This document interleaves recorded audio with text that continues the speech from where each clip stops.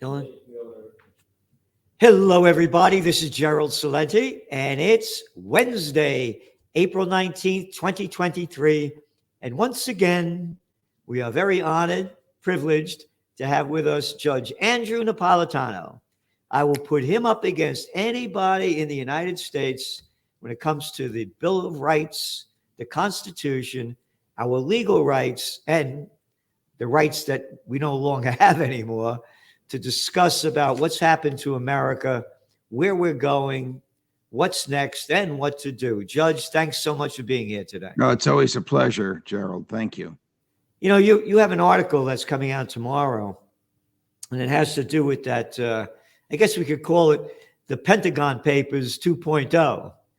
And it's a release of information about what's really going on in Ukraine and how the government is telling us one thing and another thing is going on. You know, there was an interview that you did with Colonel Douglas McGregor last week that everybody should go to the judge's channel to watch.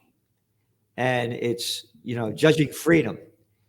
And to paraphrase what Douglas McGregor said, he said, they've been lying to us.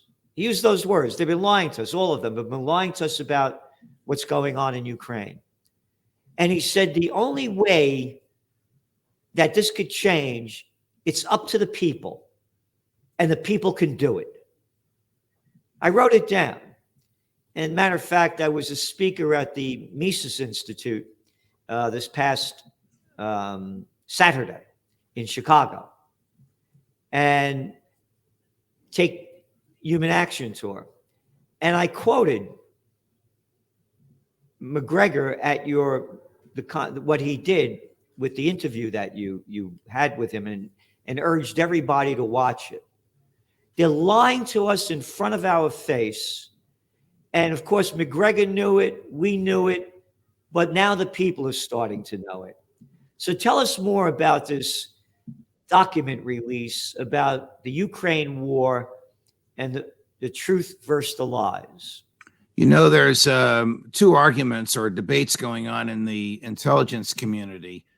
One is Jack Teixeira, the person the FBI says was responsible for these leaks, a criminal or a hero? The other is Jack Teixeira a mastermind or a pawn? Many of my intelligence community friends believe he's a pawn, that somebody much higher up in the intelligence or military hierarchy got this stuff to him without him knowing how they got it and knowing that he had a penchant for sharing documents with his chat room. Turns out that he's been sharing these documents with his chat room since December.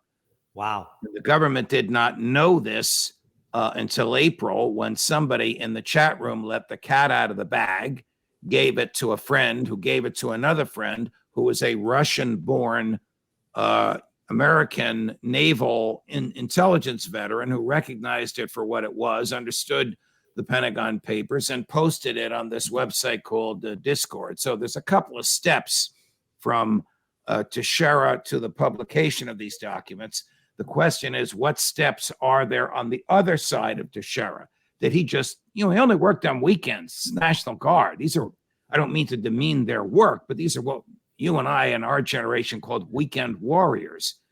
Did he just walk into a computer cubicle on Cape Cod, Massachusetts, type in his password and download this stuff?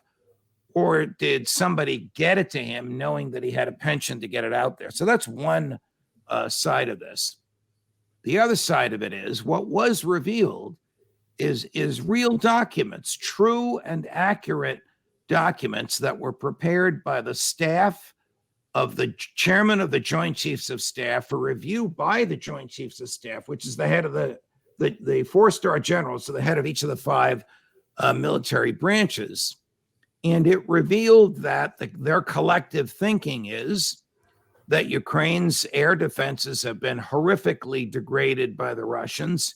And by the end of next month, which is just 6 weeks away, June 1st, more or less, the Ukraine air defenses will be worthless. It also revealed their collective view that Ukraine is losing this war. Now, knowledgeable of that, Defense Secretary Austin, he a former four-star, he a former member of the board of Raytheon, as you point out, the second largest military contractor in the United States, lied when he told the Senate Armed Services Committee, things are going well. It's going to be a good spring for Ukraine. We expect Ukraine to push the Russians back in the winter. They expect the exact opposite. At the same time that Secretary Austin said this, Deputy Undersecretary or Undersecretary of State, tough to keep their titles straight, Undersecretary of State for Political Affairs, Victoria Nuland, she of the first Trump impeachment when she was in Ukraine. She, the orchestrator of the coup in 2014, where the CIA provoked a coup to throw out Viktor Poroshenko, the popularly elected and neutral but leaning Russian president of Ukraine. She told a press conference the whereabouts of drones, the origin of drones, the location of Russian troops, the movement of Russian troops. All of this is top secret information. So we have Victoria Nuland revealing top secret information with the government's blessing. We have Jack Teixeira revealing government information. He's in jail charged with espionage. We have Lloyd Austin, the Secretary of Defense, lying under oath to the Congress. We have Jack Teixeira telling his buddies the truth. So which will serve the American public better when they decide whether or not to believe the government? Secrecy or the truth? It's not even a close call. Well, you mentioned the general public. The general public doesn't know anything about anything. And all these names that you mentioned are, they know every basketball player, every football player, every baseball player, but they don't know any of the names that you just mentioned. And by the way, I think it was Yatsenyuk that was, Yanukovych was overthrown by Nuland. And here's an article from the Trends Journal back in 2014 by Dr. Paul Craig Roberts. Washington is driving the world to the final war. You mentioned Victoria Nuland. Ukraine presented the perfect opportunity for Washington to advance its hegemonic agenda.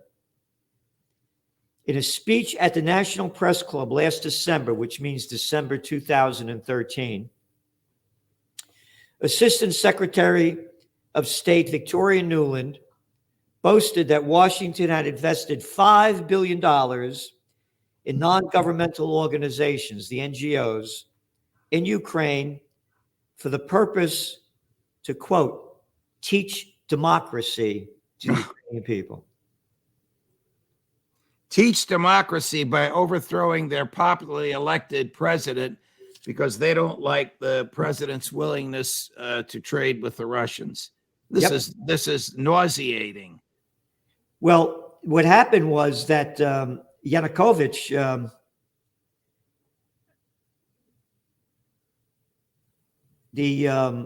what was it? Yanukovych, I believe, wasn't it? That no, that was the one before him, I believe. But anyway, what happened was he made a deal with the Ukraine, according to the European Union, is the most corrupt country in Europe.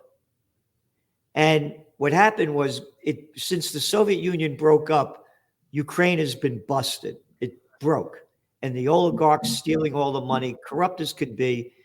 He made a deal with the EU and the IMF to borrow money. And Putin said, I got a better deal for you. I'll give you a lower interest rate and I'll lower the price of the oil and gas that you're buying from us. And he said, okay, we'll go with you. And that's when they overthrew the government.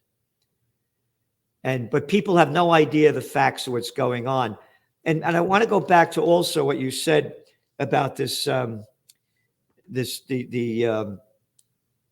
papers that were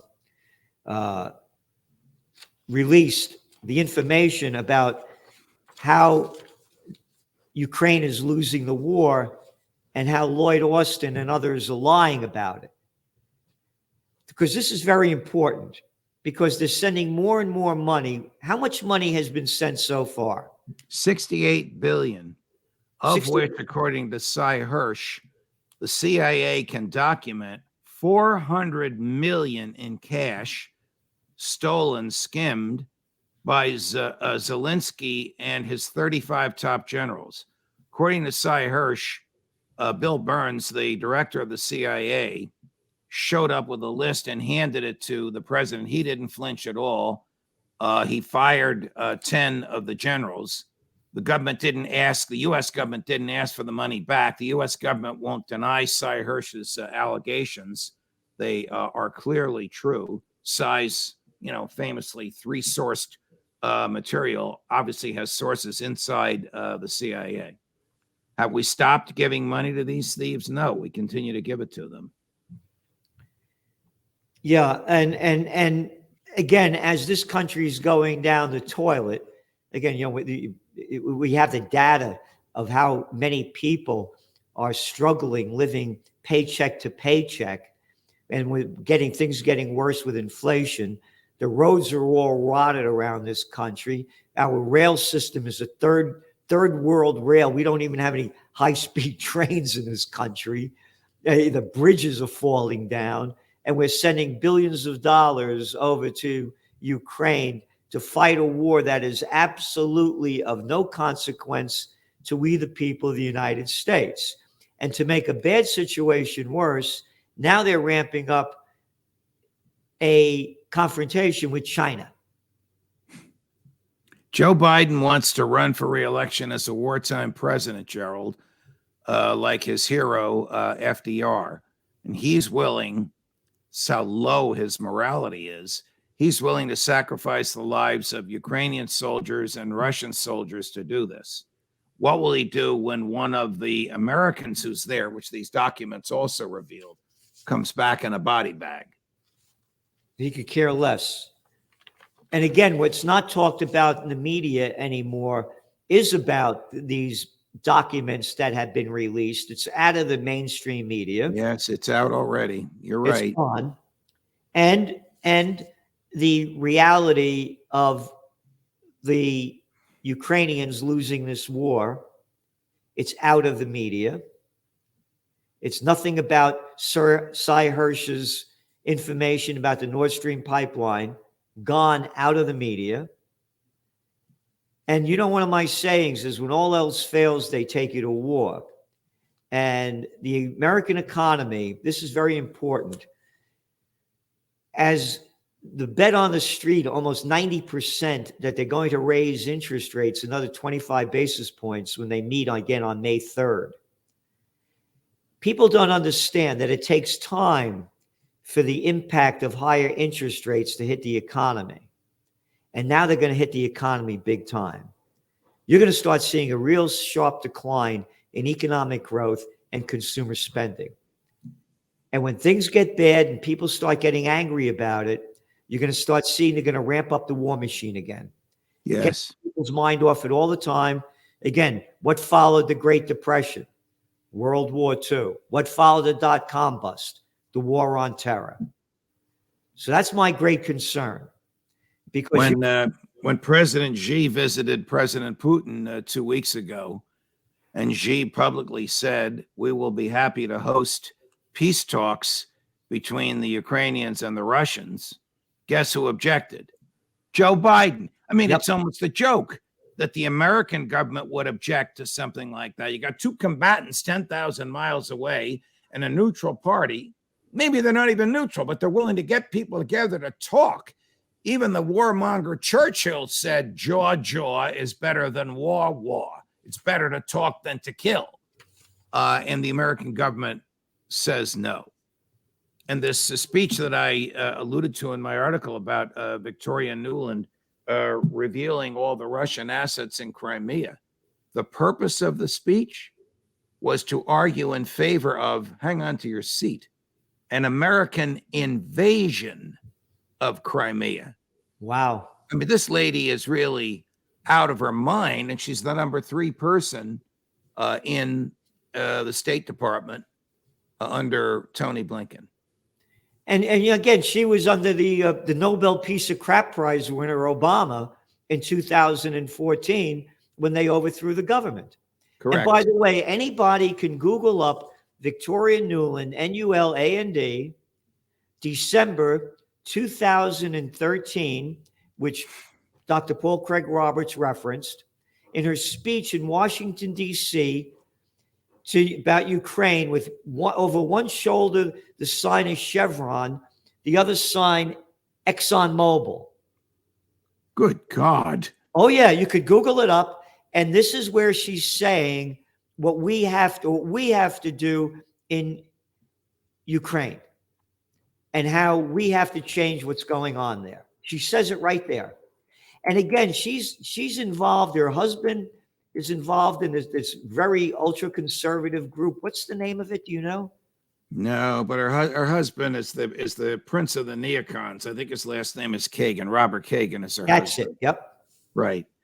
And that we have these clowns, these arrogant clowns. You look at her, and she's telling us what to do. Oh, and everybody forgot that her and that other little clown boy, Jeffrey Pyatt, the former United States ambassador to Ukraine, handing out bread and cookies in Maidan Square in the overthrow of the democratically elected government of the president of Ukraine, to overthrow it.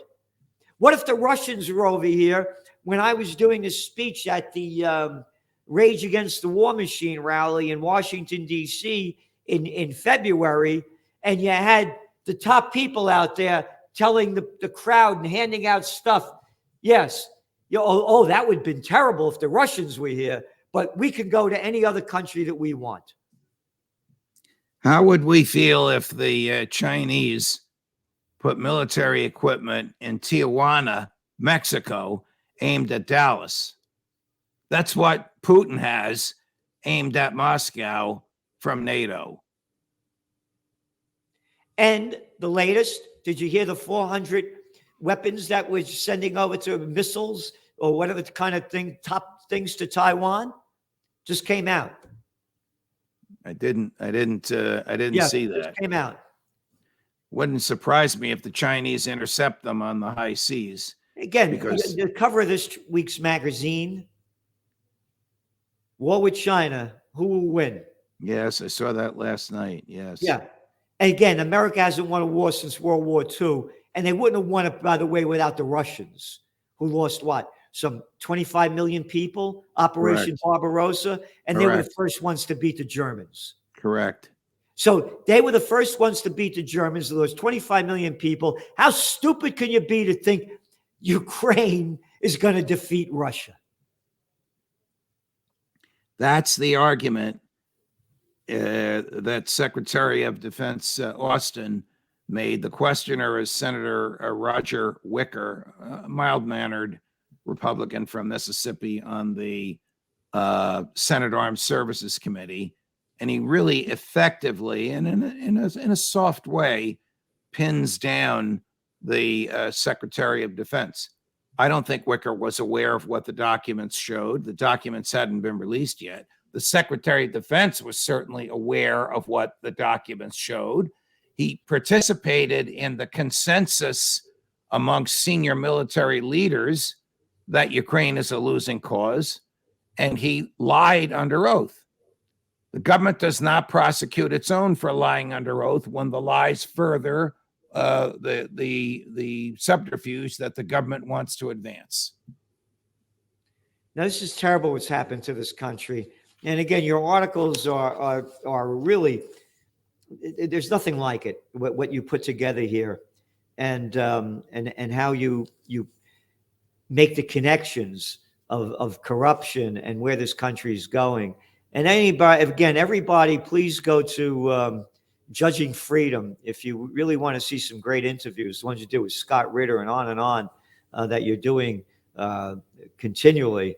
Thank you. Our friend Phil Giraldi is on today at 11 Eastern, and Scott Ritter is on at 4:30 Eastern. Wow. Yep. So thank you so much for what you're doing. And everybody, remember, we're going to be having a peace and freedom rally. Make America healthy again, physically, emotionally, spiritually. Bring back patriotism on May 27th up here in Kingston, New York, on the Four Corners of Freedom. And Judge Napolitano, of course, is going to be the top speaker out there. So everybody, please try to get here and do what you can to support us, because we're doing everything we can to support you. And you want to make any donations, you go to Occupy Peace, occupypeace.com. And again, we showed you the cover of the Trends Journal. I have to tell you, there's no magazine like it. The information in this magazine that we're putting out, it's history before it happens. And we just went out last night, and I can't believe the death of the dollar. We put this article out. Now everyone is talking about it in the mainstream media about death of the dollar. And what amazes me is how much material you get out every single week, and nobody else. You must have a staff of 100. Nobody else does it. You would think so, right? A small staff. We give it everything we can. Judge, thanks so much for being on, and thank you so much for all that you do. And everyone, remember, do what you can do to make things happen. Just don't think about it. Take action. Do something positive every day and help those who need help. Thanks, Judge. Thank you, Gerald. All the best.